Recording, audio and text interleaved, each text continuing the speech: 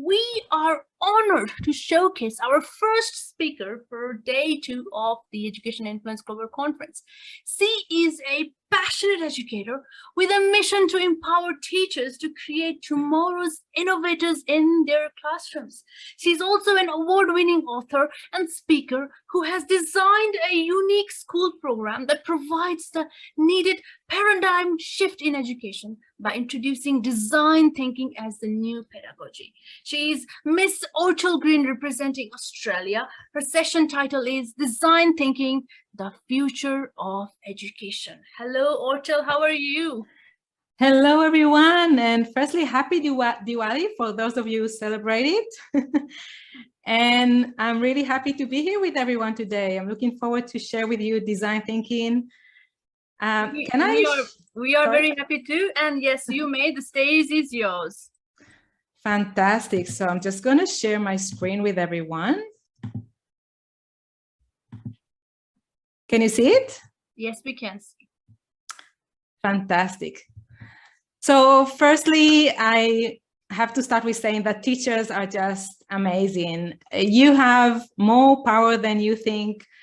You have more autonomy in your classroom than you might believe, and you are super influencer. And you have the power to change our world. And today I'm going to show you how you can amplify your impact using design thinking as a teaching framework. And I'm going to start with a story. And this story is about Doug Diaz, which was an industrial designer at General Electric for 25 years. So Doug was designing different medical equipment, and he was very happy with his job because he knew that the machine he designed helped save millions of lives across the globe. And when the MRI machine was invented in 1970, Doug realized what it means for the healthcare and how it's going to revolutionize the healthcare. So he wanted to be the one designing this machine for General Electric. And he was very pleased when himself and his team were chosen to be the one to design it. And so they worked for a long time on designing the MRI machine. And this is the end result, as you can see. And once it was placed in different hospitals, Doug was excited to go and see the machine in action. So he arranged to go to one of the hospitals nearby. And he was standing at the entrance to the MRI room, looking at the corridor.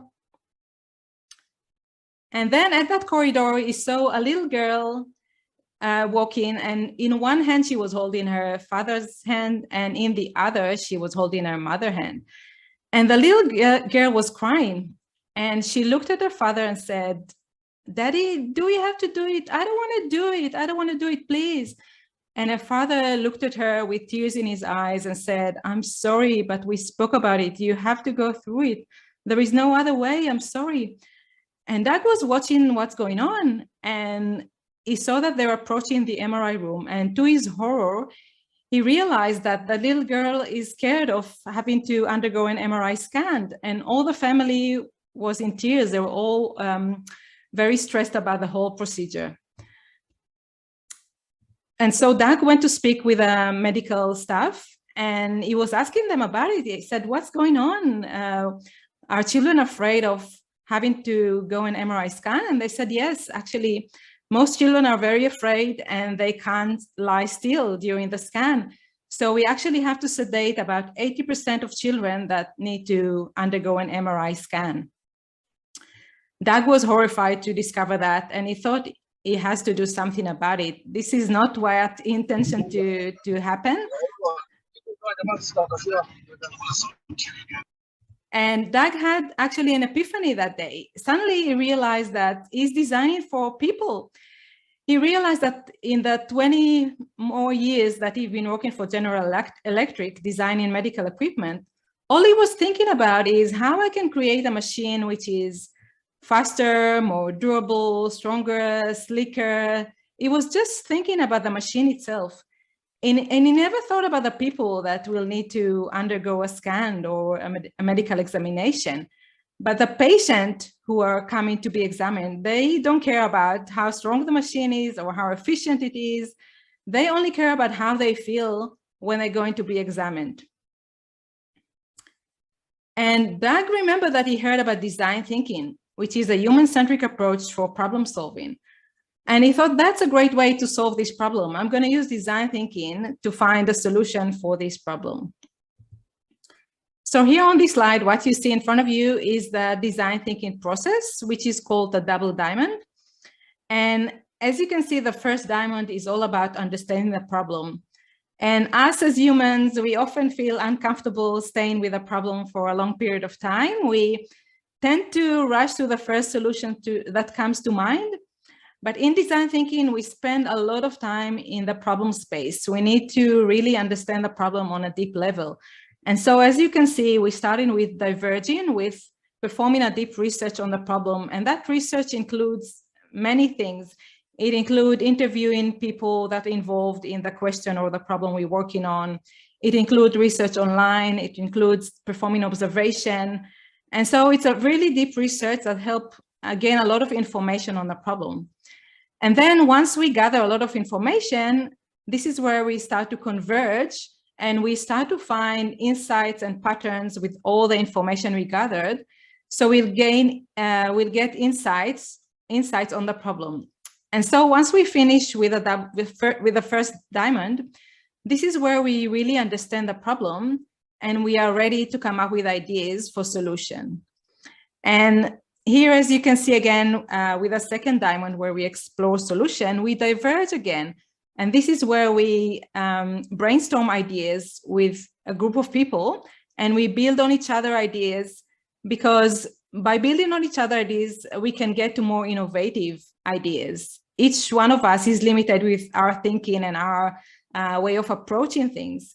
But when we come together as a diverse group of people, we build on each other and come up with much more innovative solutions. And then once we finish diverging and we have lots of ideas, some of them might be crazy ideas, we encourage coming up with ideas without putting any limitation on your thinking. This is where we need to converge again and choose 2 or 3 ideas that we're going to prototype and test.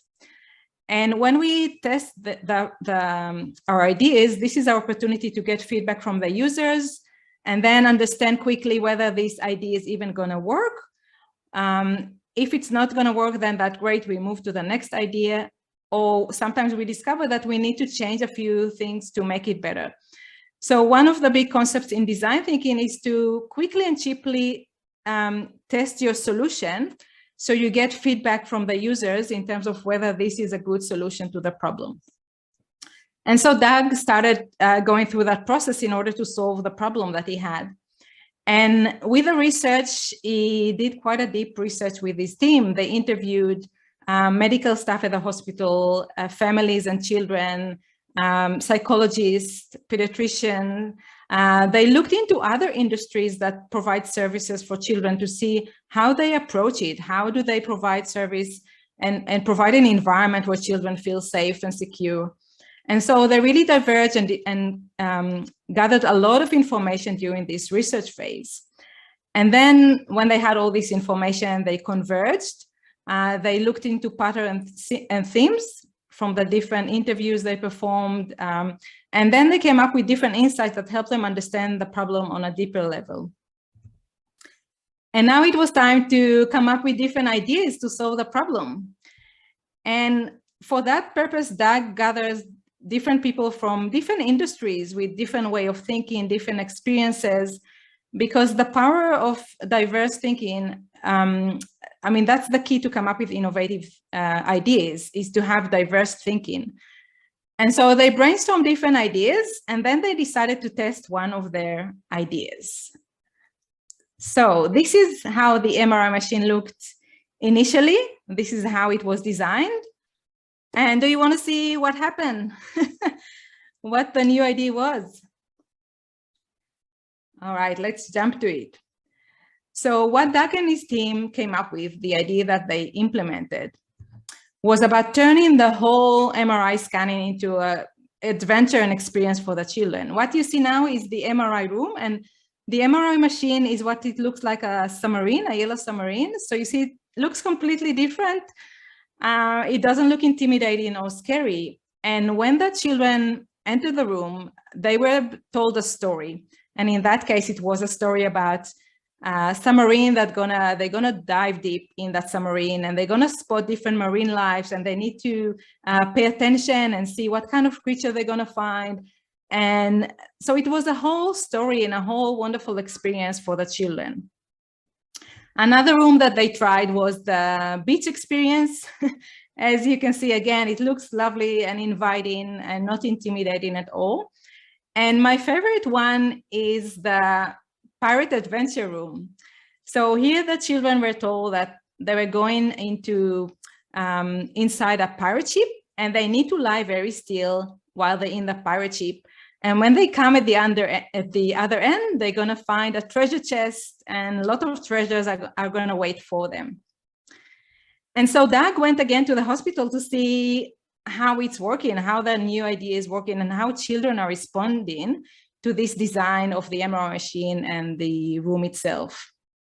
And again, he was waiting outside the MRI room.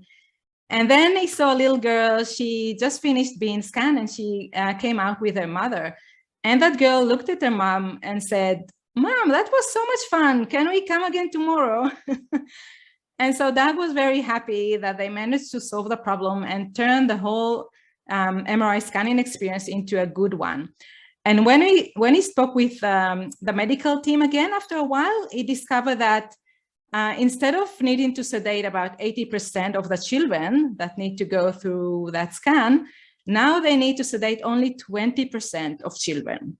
So that is a huge success. So before we continue, I'm curious to hear from you, and feel free to unmute or write in the chat. Can you see any connection already between design thinking and teaching? I know it might seem remote at the moment, and I'll explain how it works in the classroom, but can you see any connection or think about any connection between design thinking and teaching and your classroom environment?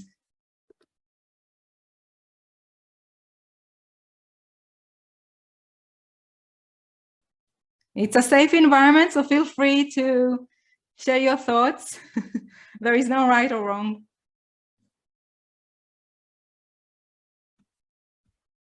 Yes, we have Miga.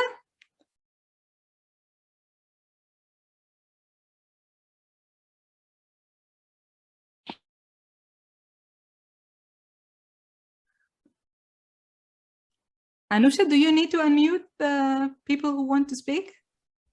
Hi, this is Megha. I'm able to unmute myself, but I was just thinking that you will call out the name. Yeah. Fantastic. So please share your thoughts with us. Yeah, so I'll go in my view. So yes, I feel design thinking is definitely related to teaching, because here we can take student feedback into account when we are designing our lessons, or we can modify our teaching methodology if we have students' perspective. So because they are the end users, they are the one who are receiving our lessons. Absolutely. Absolutely. Definitely. They are the users. And we can learn a lot from them if we open our mind to receive their feedback and we include them in the process. And thank you. Thank you for being the first to share your thoughts. And we have another one. Curious. Ortal, may I? Yes. Who is it Sonia? Yes. Yes, Sonia. Hi, morning, and thank you for the Diwali wishes, first of all. Oh, my pleasure. So what I think between design thinking and teaching is that not a problem actually, but each child is different, is what I feel. And how to reach to them is where we need to apply design thinking. So how can the child perform to his optimal potential? So that would be the problem statement for me. And then I work out various solutions. So of course, one solution doesn't fit all. So for me, each child is different, and how can I make them reach their full potential? So I think that's how I would relate it. Yeah, this is a great point. And you're raising a really good point that different students are different, and the best environment for might be different for different students. we actually ran a question on how might we design a supportive and positive learning environment in a classroom with different classroom in different schools. And even though, yes, different students have different point of views and different requirements, but still you can find similarities. And through that, for example, one of the insights was that for some students, the classroom environment is so noisy, they find it difficult to concentrate. So one of the things that teachers were able to design is a quieter room where the students that need a quiet environment can sit and do their task over there, while the other area was a bit more noisy. So yes, there is a lot of value in facilitating such a project with your students with such a question, and you learn a lot from their answers to interview question, for example, and then you can design together, co-design a better learning environment for your students. Totally agree, Ortal. Thank you. Thank you for that. And I think Nisi want to say something? Yeah, so I actually teach kids who are from 3 years to 5 years majorly. I'm not sure if it's going to make sense. I'm not good at crafts generally, but since kids love doing craft, I teach them. And I noticed that when they're doing different crafts, right, each child will be able to hold it in a certain way because of their, hands, right? So Yeah. I was teaching a child to make a book and a flip book for reading phonics. And one child was able to hold it like this. Yeah. Sorry, like this, and the other child couldn't. So, and then what I said was, okay, so can you cut it in a way that you can hold it? So is it related to that? So because designing, right? So you're designing for the child, for different children, based on how they can use that craft. Well, firstly, it's great that you're doing craft activities with children. It's so important, and to give them that freedom to create as per their imagination and let them lead the activity. If you want to take it a step back, you can maybe invite them to think about what they would like to create, right. Instead of giving the same task for everyone. Right. Then give them more freedom in choosing what kind of things they want to create. And then you might want to, if you really want to take the design thinking approach, you can maybe pose a problem, a real world problem, and let them come up with their own ideas to solve it, and then create it, bring it to life by creating a prototype for it. Yeah. Yeah. Right. That's what I actually said. Like, she couldn't hold it, so she cut the book to make it smaller. Yeah. Yeah. Yeah. So that is design thinking, right? So it's just assuring. Yeah. Yeah. And I'll share with you shortly an example from the classroom. So you'll see the whole process, how it works in the classroom setup. Sure. Okay. Great. Hi, Orton. Hello, Pallavi. How are you? Thank you. Good morning, everybody from India, and happy Diwali. Thank you for your warm wishes. Thank you, Gavin, for putting this together for all educators like us. Orton, we do DTP in our school. Our children have worked on fast fashion. I'm talking about grade 2 and grade 3. They came up with their own designs. In fact, I, as a teacher, is working on a problem that we identified for us as educators, that loneliness is internalizing in today's world. Yeah. That's my project right now. Yeah. Yes, I use a lot of growth. I use a lot of growth mindset. To build growth mindset, I use DTP. Yeah. To create essential agreements, to look what the problem is. Situationally, children are aware what is happening around us, how we can create our prototypes. So these things are a part of our plans, are a part of our talks.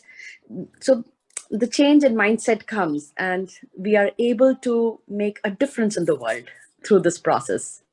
This is fantastic. This is fantastic. I'm really, really happy and glad to hear that. And yeah, you will see a great transformation in your students just by using design thinking as a framework. Absolutely. Yes, fantastic. they're working on saving the food. So they're looking at their own dining hall. They're weighing how much food has been wasted and how many families could have been fed. So the whole process of empathy is going on. That's the next thing that they're working on. This is fantastic. Well done.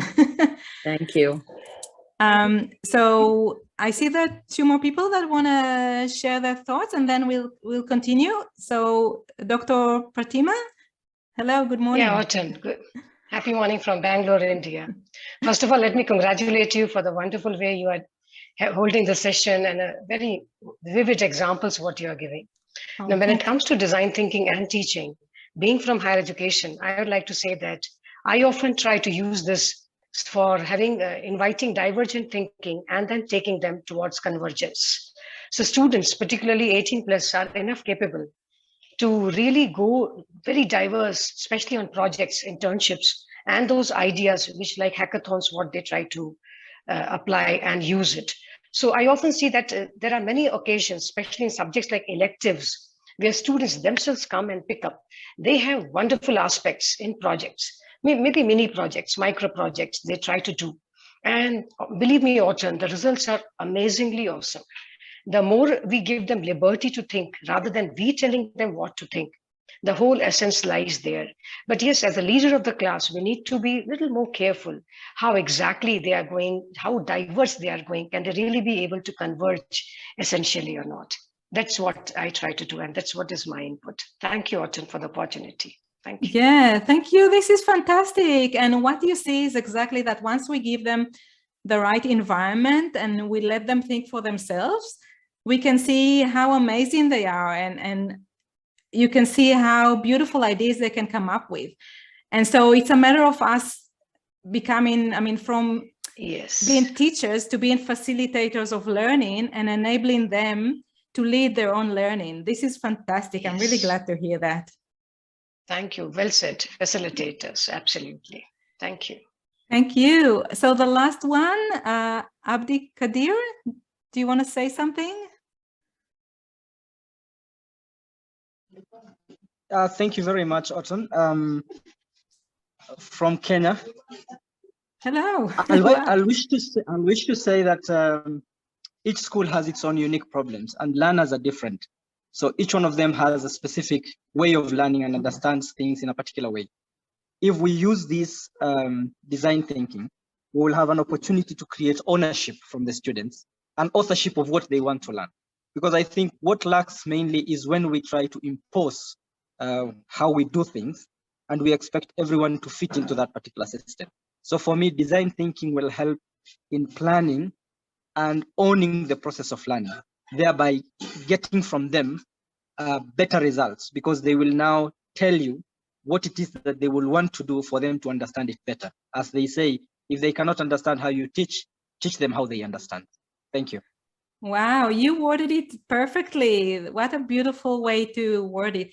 And yes, I agree with you completely. Design thinking provides students with ownership over the learning. It provides them with agency and voice over the learning. And so you see that the students are more engaged, enjoying their learning, and being empowered to drive change in the world. And so I'll continue, and I'll just quickly explain why we actually need to create great thinkers. Why do we even need to think about using a different way of teaching in our classroom? So as you probably all aware, the world is changing so quickly with the advancement to technology, with machine learning, artificial intelligence, automation. Many jobs that existed for many years are disappearing, and new jobs are actually popping up every day. For example, if 10 years back, who thought that an Uber driver is going to be a job, a profession, or all the jobs around social media or YouTube influencer, drone pilot, all these jobs didn't exist 10 years back. And so we're going to continue to see more and more new job types popping up as our technology is changing and our world is changing. And so if you think about children that, for example, study in primary school today, we don't know what kind of job they will have when they finish school, but we know what kind of skills they need to have in order to succeed. They need to be excellent problem solvers. They need to be creative thinkers. They need to be able to collaborate, to have empathy, to think critically. So we need to teach children and help them develop these skills so they can thrive in whatever world is going to wait there for them in 15 years' time. And also, when we look at the world, at the problem that we have today, they're very complex. If you think about climate change, for example, that this is something our children, the children that grow up today, will need to solve. And this is a very complex problem. And if we look at COVID, even the problem that we just experienced, this is a very complex problem, and we need excellent problem solvers to deal with these kind of problems. And so this is the reason why we need to help children become great thinkers. And when you think about it, great thinkers are excellent problem solver, and they're basically design thinkers. And you can easily adopt design thinking as a framework for teaching. You can do so with any curriculum that you have, because it's not about changing your curriculum. It's about changing the framework you use. It's about changing the way you approach teaching and learning in your classroom. And you can do so within all the restrictions that we have. I know that our education system imposes many restrictions on teachers, but even so, you still have the autonomy and the freedom to choose the framework you're using in your classroom to teach the material that you need to teach. And so let's look at an example of how you use design thinking in the classroom, how it looks like. So, for example, an inquiry unit on natural and processed materials that is used actually in schools across Australia as part of their science learning was turned into a design thinking question of how might we design suitable school uniform. In Australia, all the students need to wear a school uniform, and no one ever asked students, what do they want out of the school uniform? What's important for them? And so the students started with, as per the Double Diamond, they started with understanding the problem, and they started with a deep research on this problem. And this research involved many different things. They looked at different materials and their properties. For example, what are the properties of cotton, of wool, of jeans, of satin, different fabrics. And they looked also into how are they sourced. And then they watched actually a few documentaries on factories in developing countries and the working condition there. And they were quite shocked to realize what kind of work condition people have in these factories, and that in some places children are working there.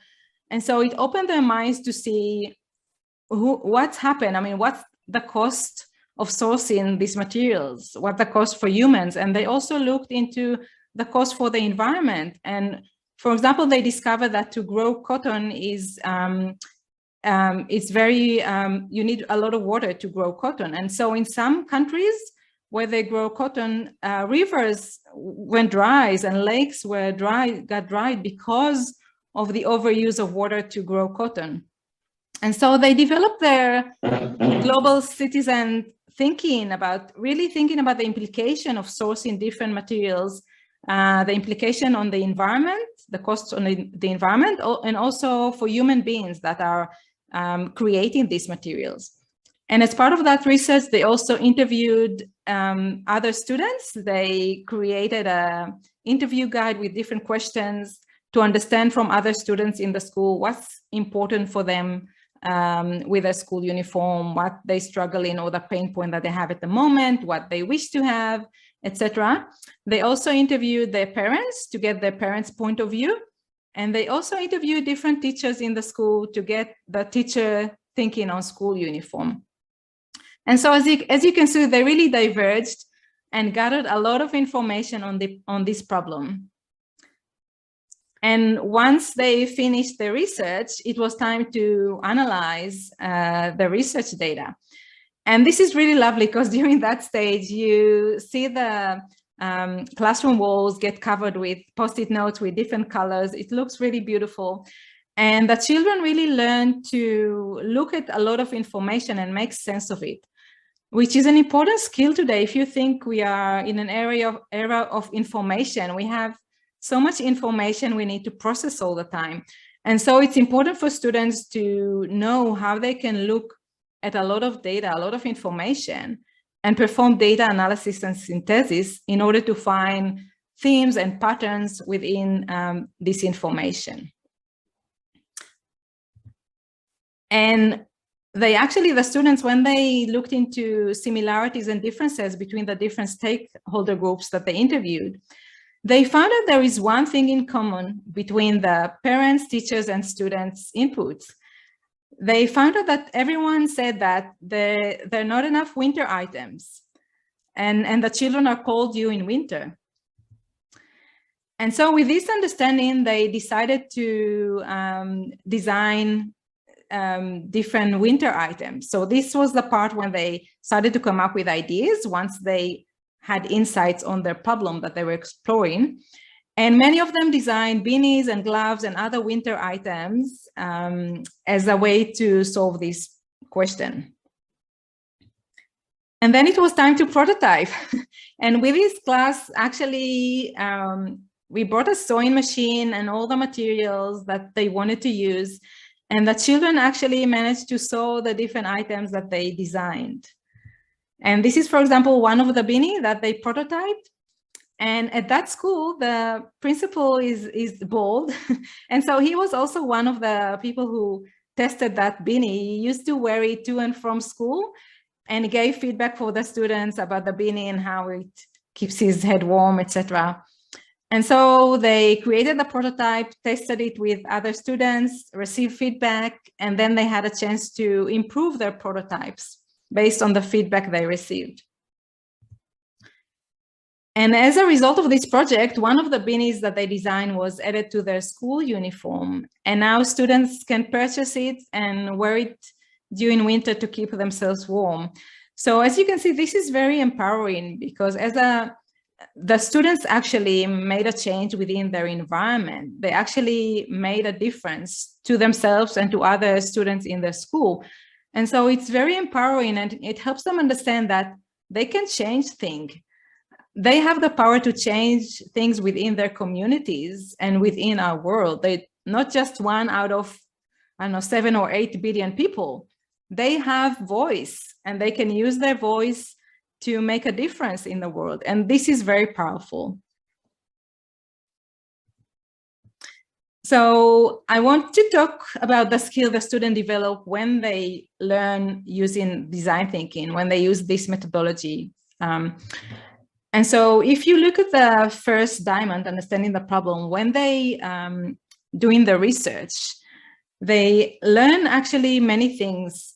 First, they learn to unpack the question and understand what words in the question are subjective, because these are the words that they need to explore what it means for different people.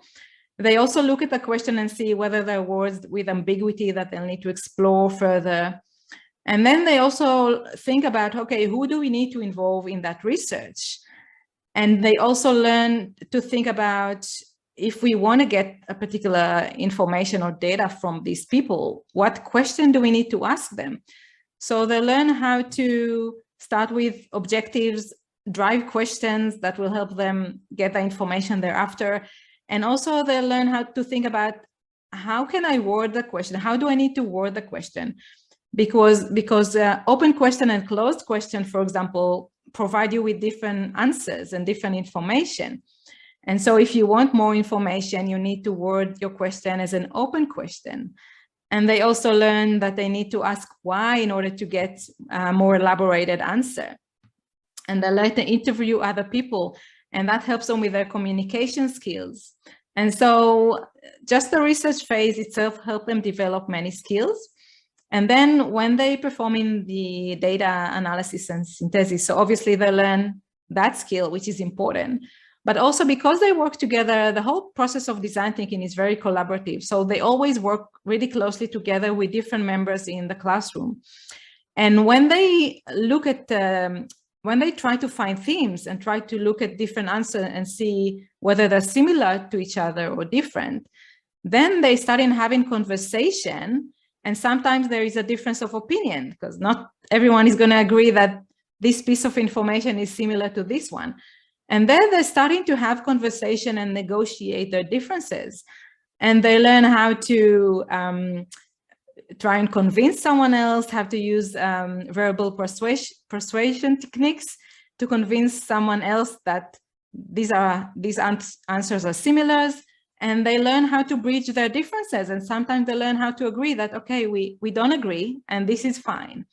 So they learn a lot of skills from that stage as well.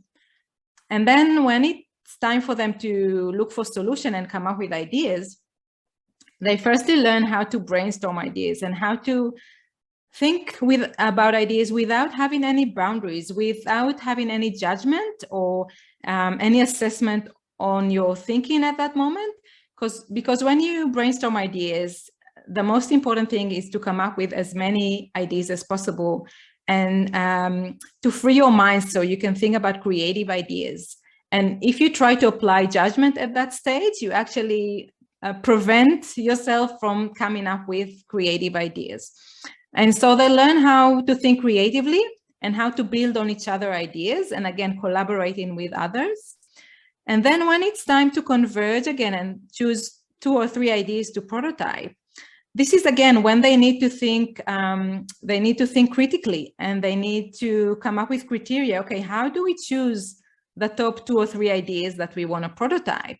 And they have conversation as a class, and they need to convince each other, and there are differences of opinions, and so they need to negotiate these differences. And then they need to agree on the 2 or 3 ideas that they're going to prototype. And as part of the prototype and testing, again, they learn how to express themselves and their ideas. So it's a lot about verbal communication. They learn how to seek feedback and how to receive feedback and improve your idea based on that feedback. So as you can see, a lot of skills are being developed as just by working with a design thinking process. And I see this on the ground with children all the time, how impactful design thinking is in terms of developing these skills. But it's not just myself that says that. Today, there are quite a few research papers on the impact of design thinking on students. So it's been tested in the learning environment. And for example, Concordia University, they tested the relationship between math and using design thinking as a framework for teaching and learning. And they discovered that using design thinking helps students develop their confidence in their capabilities to solve math problems. They don't shy away from problems anymore, and they know that if they won't succeed the first time, they'll try again and they'll find a way. So it helps children with embracing math. And I'm sure as teachers, you've probably seen many times how students develop kind of fear of math, and they think they're not good at math, and they kind of choose not to engage with math so much. But when you use design thinking as a framework, then the students really learn, because they learn how to solve problems, and math is solving problems. They develop their confidence in their capabilities to solve any problem, including math. And other universities, such as North Carolina State University, they looked at design thinking impact on the overall capabilities of students. And apart from discovering that this is actually improve students' academic results, they discovered that using design thinking as a teaching framework helped the student develop as well-rounded citizen in a world. It helped them develop their skills such as creative thinking, critical thinking, collaboration, empathy, resilience, problem-solving skills, and also empower them to drive change because it gives them voice and agency over their learning. So I've started my journey with design thinking and schools and teaching, thinking about the students. I always thought about the children in terms of helping them develop the skills they need to thrive today and in the future. And as I progressed along my journey and I help teachers learn design thinking and learn how to use it in the classroom, I discovered something really interesting. One day I was sitting with a teacher and I asked him about design thinking and the impact on his students. And he mentioned all the beautiful thing I mentioned before, how his students develop their critical thinking, creative thinking, collaboration, empathy, and so many beautiful skills. And then I decided to ask him, is there something that surprised him about design thinking? And then he looked at me and said, you know what? There's one thing that I'm surprised about. He said, it not only transformed my student thinking, it transformed my own thinking and how I look into design, the learning experience in my classroom, and how I look into designing projects. And so this is where it really hit me, and I really realized that design thinking, learning design thinking, has a huge impact on the teachers themselves in terms of how they teach in the classroom, how they approach everything they do with their students, how they think differently about designing the learning experiences for their students. So learning design thinking also shifts the thinking of the teachers, not just the students. And this is huge because each teacher, as you know, each one of you, you teach thousands of students throughout your career. So the impact of changing your thinking and approach is just profound. And another thing I discovered from teachers in terms of the impact design thinking has on them is that it makes their job easier, which again, I didn't expect that. But I heard from teachers that because they learn the double diamond and how to work with it to solve problem or work on different projects, then they spend less time on lesson plannings. They know exactly what they need to do. They know what the next steps and what they need to go through in order to reach the outcome they're looking to get. And so they find that doing their job becomes easier. So it's not just beneficial for the students, it's very beneficial for the teachers as well. Another thing that teachers say, that I hear from teachers, is that it really enable them to provide with the students with an environment that gives them voice and agency. In Australia, for example, it's a big thing. The Department of Education keeps talking about providing a learning environment where students have a voice and agency. And with design thinking, teachers find that this is actually the learning environment that enable them to provide this voice and agency for the students, that really empower their students and enable the teachers to create a student-led learning environment. And the last thing, I also hear from teachers how learning design thinking help them deal with behavior issues, because design thinking is a framework to solve any problem or to create a preferable future for any subject or topic. And so once teachers learn design thinking, how to use it, they actually apply that thinking and methodology and approach to solving behavior problem for behavior management, which is wonderful because it helps them come up with completely different approach and solution to problems. So you have the power to create a unique and innovative learning environment in your classroom, even with all the restriction this system is imposing on you. It's up to you. It's your teaching, it's your impact, it's your choice. And the beautiful thing about using design thinking is that you can do so with any curriculum that you need to follow, because it's the framework for your teaching. And so you can easily change the way you teach and adopt design thinking as your new framework for teaching. In terms of what's next, before we go to the Q&A, so there is, as Anusha mentioned, I wrote a couple of books. One of them is Think Unique, which is a guide for teachers in terms of how to create that environment, learning environment in the classroom. And it's a step-by-step guide that show you exactly what you need to do in your classroom in order to facilitate such projects like the one I showed you before. So this is one option. Another option is to contact me. I'm always happy to have a conversation with different teachers and help you in any way that I can. So feel free to reach out. You have my email address here, so feel free to use it. And I'm happy to answer any question that you might have. Thank you so much, Ortal. Thank you for your amazing session. And it is no longer a case of going to school to obtain knowledge. I mean, to be successful in a world full of uncertainties, young people must develop the resilience, problem solving, communication, creative thinking, empathy, and collaboration skills. And we have amazing interaction with attendees, with all attendees, and they share so many thoughts and questions for you. And we have only 10 minutes left for the Q&A session, so I'm going to be very quick directing those questions to you. So Meeta Paul writes, I am an early GS educator. A few days back, while learning about sound, my 6-year-old children tried making their own echo room with different resources and also documented the steps. Is this design thinking? So firstly, it's great that you provided your students with the space and the freedom to try and experiment with different things.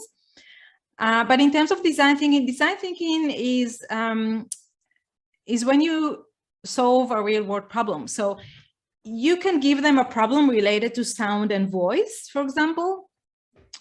It can be, how can you create an acoustic room or something of that sort, or how can you block the noise that come in from other classroom nearby? So if you give them a real world problem and then let them explore it, and at the end they'll come up with different ideas in terms of how to do it, yes, that would be design thinking. And you can use a double diamond process to design that project for them. Thank you, Ortal.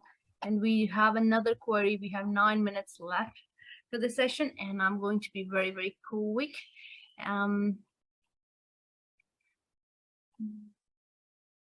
So Sagarika Mohanty says, I believe design thinking is more to do with teachers planning for the expansion of students' creativity and visualization in the class. It teaches them to become a problem solver. Absolutely. This is exactly that. Design thinking helps you become excellent problem solver and innovator. So your creative thinking is developed as part of that. If you enable that, of course, as a teacher, if you provide them with the right environment, then yes, they'll become very creative and innovative, and they'll become excellent problem solvers. Thank you, Ortal. Shaili questions, can we integrate design thinking with English language or literature? Absolutely. It's all about taking what you need to teach and think about what question you can pose for your student that they can explore. How can you word a question that will help them through that journey learn the things they need to learn? And with literature, it's relatively easy, because in the research phase, there's a lot to do with literature and language, and so you can include that there. And also with the, for example, prototyping and testing, I mean, that's part of literature that relate perhaps for persuasion techniques or verbal presentation or all sorts of things. So definitely you can include in the design thinking project a lot of things related to literacy. It's just about finding the right question that will help you cover all the things you want to cover as part of their learnings. Thank you so much, Ortal. Nicely put. Now we have Evelyn questioning, hello everyone, it's midnight in Lima, Peru. Thank you so very much for an interesting webinar. I'm not very sure if this question is correct, but here I go. What's the role of homework in DT? I'd appreciate your answer very much, because some parents expect their children have homework to do. Some of them even think we teachers do nothing in class if their kids don't write long pieces of information in their notebooks. Thanks very much. This is an excellent question and something that I encounter. And yes, some parents have that mindset and thinking that the children have to have homework in order to learn, which is not true, as we know. But one way to overcome it is sharing what you do with the parents, whether through a newsletter or in any other way. You can kind of take photos in the classroom while you run different activities and share with parents. Also, for example, when your students, if you take the design thinking process, when your students are working on the presentation of the prototype they created. You can also ask them to write it down if you want. So they'll have something to show their parents at home. And so it's a way for the student to share what they're doing with their parents and take them along the journey. Because I think one of the best way to go about it is to bring the parents along. Help them understand what you do in the classroom with your students, the journey that students are going through, share the whole experience. And you can also run maybe a session every so often where the students share what they learn with the parents. You can invite the parents in if you can for the school, for even if it's for 20 minutes. And the students can share with the parents what they've learned, the journey they're going through, what they've done, etc. And that will help the parents understand what's going on in the classroom and help them see the growth that their students are going through, to see all the learning that their children are enjoying at school. Thank you. Thank you so much, Ortal. And I do like to remind everybody, if your queries have not been responded during the Q&A sessions, please register queries via the Google form provided, and I will revert back to you as soon as possible. And we do have so many messages for you. Ortal, Lily and Craigler from Australia writes, a great presentation, Ortal. I've loved working with you on our podcast, The Thinking Effect, and congratulations on your Global Education Award. Your work is so important for the future of education. Oh, thank you. Thank you, Lilian. And Eddie Ronki Leki, I'm sorry if I'm pronouncing your name wrong. A wonderful presentation. Thank you for the expository session. Thank you. And Deepika Khandelwal writes, we have adopted it in our school in Purna Learning Center, and I've experienced its beauty and the challenges as well. It requires integrating minimum learning objectives of a curriculum across disciplines subjects. Time constraint and transdisciplinary coordination can be a challenge. Firstly, I'm glad they adopted design thinking. This is wonderful. And yes, I agree. Every new things that you do come with challenges. There is a learning curve in terms of, okay, what it means for me as a teacher. How do I work now? Because it requires you to work differently and to think about the learning experience that you design differently. And so there is a learning curve and a period where you might feel a bit uncomfortable with that until you get used to that framework and get into the rhythm of how to work with design thinking. Thank you so much, Ortal. We have 3 minutes. Can I just? I'm sorry, Deepika. We have. Can you please express your queries in the chat box, please? I'm so sorry. Thank you. Okay. Thank you, Deepika. Thank you very much. So we do have 3 minutes left, and I would like to share some messages for you. Abdikar from Kenya writes, thank you for the presentation, Ortal. I appreciate your effort in helping us making learning meaningful. He is from Kenya. Oh, thank you. And yeah. It's wonderful to have teachers from all around the globe. This is just fantastic. Thank you so much. Thank you. Thank you so much,